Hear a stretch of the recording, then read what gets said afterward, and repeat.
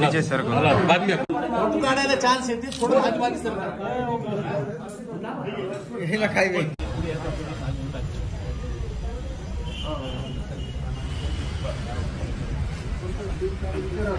एकाच पर्व ओबीसी सर्व एकाच पर्व ओबीसी सर्व। आज उपजिल्हाधिकारी साहेबांना ओबीसी होणाऱ्या अन्यायाबद्दल निवेदन सादर केलेले आहेत, तरी शासनाने मराठा समाजाला ओबीसी देताना इतर ओबीसीला धक्का न लागता देण्याचं मान्य केलं होतं, पण घाईनं त्यांनी काय JR काढल्याचं मला माहित नाही, पण आमच्या ओबीसीवर जर अन्याय झाला आम्ही सहन करणार नाही। मी एवढंच बोलतो। उपजिल्हाधिकारी यांच्याकडे आपण निवेदन दिलेलं आहे। आज जो निर्णय घेतलेला आहे शासनाने हा धिक्कार आहे आमचा ओबीसी समाजाचा। आम्ही जो नारसीला मेळावा झाला त्या मेळाव्यासाठी आपल्या शहापूर सर्कल मधून आम्ही शहापूर गावातून 60 गाड्या घेऊन त्याच याच्याने संपूर्ण तालुक्यातल्या लोकांना उठून राहायला पाहिजे। काही लोकांनी आले नाहीत, काही गावात प्रचार सुद्धा झाला नाही, त्या लोकांनी यावं असं भरमसाठ साथ दिल्यानंतर त्या सरकारला जाग येईल एवढंच बोलतो। जय ओबीसी मित्रांनो, जय ओबीसी, जय ओबीसी, जय ओबीसी, जय ओबीसी, जय ओबीसी। परवा जो JR जो पास करण्यात आलेला आहे 26 जानेवारीच्या रात्रीच्या मध्यरात्री 3 वाजता चोरीनं जसं एखादं म्हणजे कृत्य केलं जातं त्या पद्धतीनं हा JR पास करण्यात आलेला आहे। त्याच्यामुळे ओबीसी समाजामध्ये अस्वस्थता पसरलेली आहे। तरी ओबीसी मित्रांनो काही घाबरायचं काही कारण नाहीये। 2024 मध्ये येत्यात एप्रिलमध्ये निवडणुका येत आहेत। आपल्याला हे लक्षात ठेवायचं आहे, जो आपल्याला विरोध करत आहे त्याला त्याची जागा दाखवून द्यायची आहे। आपण फक्त ओबीसी आपल्याला जे सपोर्ट करणारे लोक आहेत, नेते मंडळी आहेत, आपल्या फेवरमध्ये जे लोक कामं करून लागले त्याच लोकांना आपल्याला निवडून द्यायचं आहे। मग ते पंचायत समिती असो, ग्रामपंचायत असो, सदस्य असो, सरपंच असो किंवा आमदार असो, खासदार असो, कोणी आपल्या विरोधामध्ये गेलेल्या समाजाच्या प्रतिनिधीला आपल्याला निवडून द्यायचं नाहीये, हे कृपया लक्षात ठेवा। ही अटीतटीची लढाई आहे, अभी नाही तो कभी नाही। 2024 मध्ये खासदार म्हणून आपले जास्तीत जास्त ओबीसी बांधव गेले पाहिजेत, कृपया हे सर्वांनी लक्षात घ्या।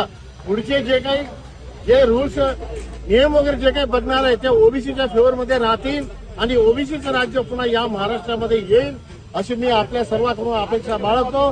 धन्यवाद। जय ओबीसी, जय ओबीसी, जय ओबीसी, जय ओबीसी, ओबीसी सर्व एकच पर्व ओबीसी सर्व एकच पर्व ओबीसी सर्व एकच पर्व ओबीसी सर्व जय ओबीसी, जय ओबीसी, जय ओबीसी, जय ओबीसी, जय ओबीसी, जय ओबीसी।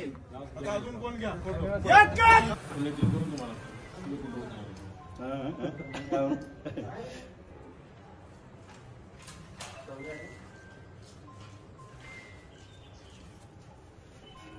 त्यांच्या पद्धतीनं वेगळं आरक्षण द्यावं हे आमचं काही म्हणणं नाही।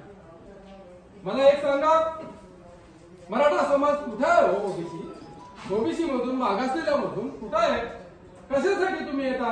एक प्रकारचं अन्याय। आमदार साहेबांना अशी विनंती करतो की त्यांनी त्यांच्या पक्षश्रेष्ठीकडे नांदेड लोकसभासाठी येत्या निवडणुकीसाठी ओबीसी उमेदवाराचा विचार करण्यात यावा अशी शिफारस करण्यात बाकी सगळे मुद्दे आपण चर्चेले आहेतच आणि त्यांनी आम्हाला विशेष मार्गदर्शन करावं अशी मी आशा व्यक्त करतो। धन्यवाद। समाजाच्या वतीनं आज निवेदन मला देण्यात आलेलं आहे। मुळात माझं म्हणणं असं आहे की आज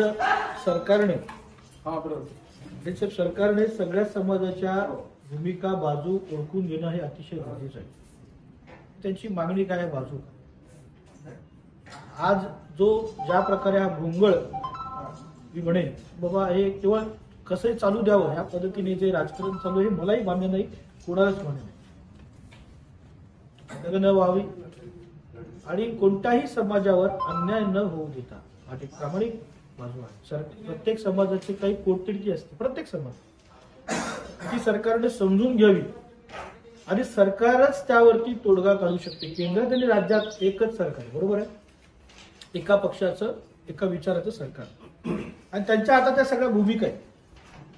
या सरकारने हे विषय मार्गी लावण्याचं सोडून केवळ काही विषय हे चालू द्यायचे, असं काही जर जनतेमध्ये संभ्रम जर निर्माण होत असेल तर निश्चितच याचा परिणाम सरकारवरती उद्या होणार. तर माझी अशी प्रामाणिक आणि प्रांजळ भावना आहे की शेवटी प्रत्येकाने आपल्या विद्यार्थ्यांसाठी, तरुणांसाठी, येणाऱ्या भवितव्यासाठी हे सर्व आपली धडपड आहे. कोणता समाज म्हणत नाही की या समाजावर अन्याय करा किंवा आमच्या समाजावर अन्याय न होऊ देता इतरांवर करा, असं कोणता समाज म्हणत नाही. माझी तीही मी ओळखलेली भावना सांगतो, एक लोकप्रतिनिधी म्हणून जी ओळखलेली भावना मी सांगतो की कोणता समाज असं म्हणत नाही. परंतु एक पालक म्हणून जे या सरकारची भूमिका आहे, कणकवली साहेब, एक भूमिका आहे की पालक म्हणून जी ती भूमिका घ्यायला हवी. आपण जनता म्हणजे त्यांच्याकडे आपण मायबाप म्हणून बघतो, त्यांनी जी खऱ्या अर्थानं भूमिका आजवर घ्यायला हवी ती कुठेतरी घेताना मला दिसत नाही.